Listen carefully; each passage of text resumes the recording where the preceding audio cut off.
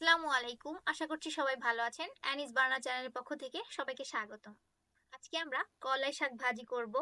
এজন্যই মাঠে চলে গিয়েছিলাম কলাই শাক তুলতে। কলাই শাকের শুধু আগার অংশটাই আমরা তুলে এনেছি। একদম ফ্রেশ ছিল। বিকালের পরিবেশটা খুবই সুন্দর ছিল, চারিদিকে একদম সরিষার ক্ষেত, সত্যি অসাধারণ। শাক তোলা শেষে আমরা বাড়ির উদ্দেশ্যে রওনা করলাম, যাতে বাড়িতে গিয়েই শাকটা ভাজি করতে পারি। শাকটাকে প্রথমে বাড়িতে এনেই আমরা ধুয়ে পানি ঝরিয়ে রেখেছিলাম, এরপরে কুচি করে নিয়েছি।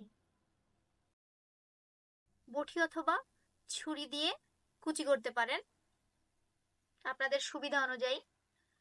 ভালো করে কুচি করে নিতে হবে।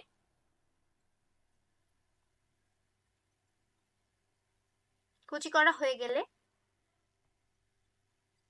চুলায় একটা প্যান বসিয়ে আমরা প্রথমে তেল দিয়ে নিয়েছি।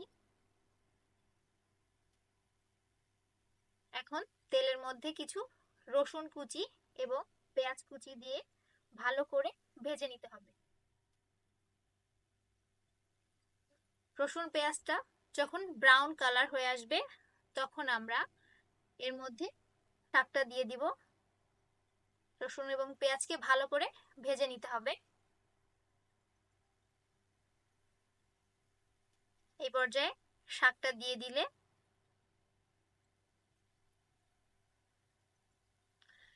শাকটা দেয়া হয়ে গেলে আমরা এর উপরে প্রথমে নুন দিয়ে নিব এবং কিছু কাঁচামরিচ দিয়ে দিব।